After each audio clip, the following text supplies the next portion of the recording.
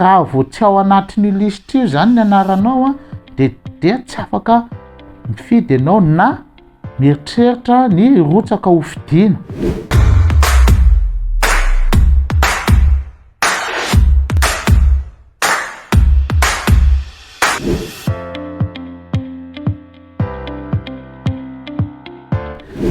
Ny fanisana mpifidy aloha dia nanomboka tamin'ny voalohan'ny volana Oktobra ary mifarana amin'ny faraika amby 30 volana Mea 2024. Zay aloha tsara fantatsika. Ao anatin'izay fepitaona zay atao hoe lava ihany dia misy ny dingana maromaro vitsivitsy zay ao anatin'izay dia anisan'izany ny famaranana vonjimaikan'ny lisitry mpifidy zay faranana amin'ny faraika amby 10 volana Aprily 2024. Izany hoe ao aorianan'ny 12 volana Aprily zany 2024 dia iparitaka any anivon'ny Fokontany zany ilay lisitra vonjimaika.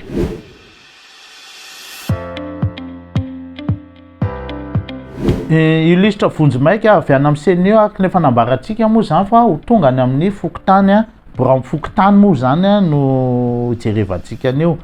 Dia misy endrika roa zany no ahafahantsika no mijery an'izay dia manatona Birao Fokontany ianao na mijery ny tranokalan'ny CENI zany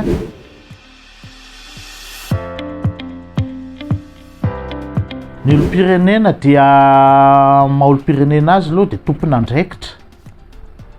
Voalohany izy mombamomba azy. Ny rehefa tonga any amin'ny Birao Fokontany izy zany ny anao dia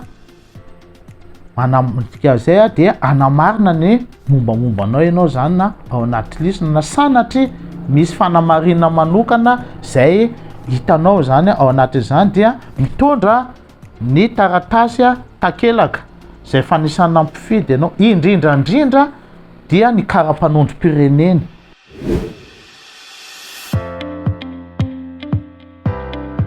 Misy fadisona mety disipelina ny anarana na mety miaona amin'ny karapanondro lara karapanondro sy zay mety makasika ny tenantsika tsirairay avy.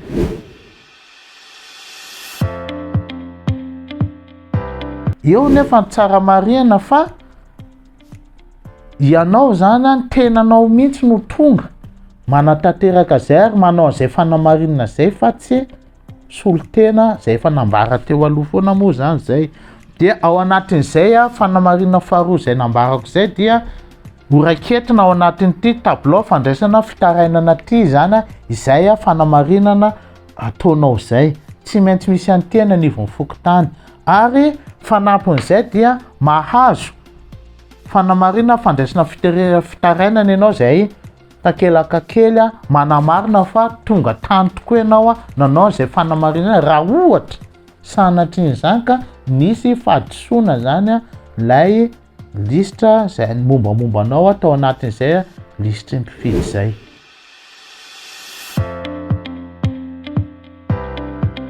Ny tsika olo-pirenena misy ary mety hisy zay ireo zay tsy nisoratra mihitsy.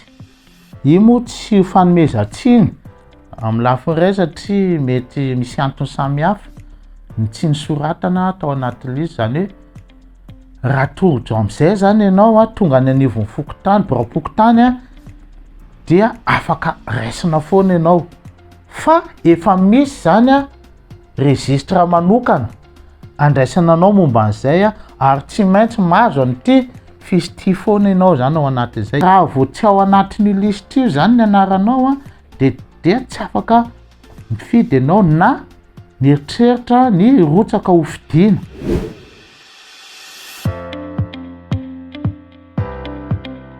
Ao anatin'izay nefa amin'ny maha-olombelona ny aina tsy mifametra dia mety nanomboka tamin'ny voalohan'ny Oktobra zany hatramin'izao fotoana itenenako zao dia mety nisy olombelona zay mety efa tsy eto intsony izy.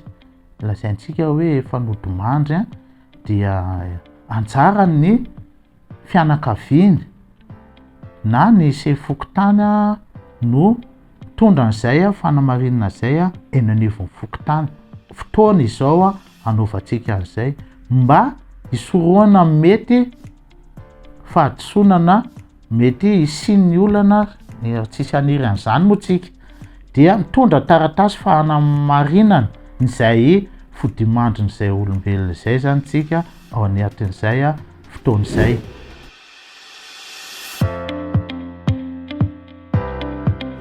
Ny olom-pirenena dia manana zo feno ary manana didy sy andraikitra anamarina ny anarany eny anivon'ny Birao Fokontany.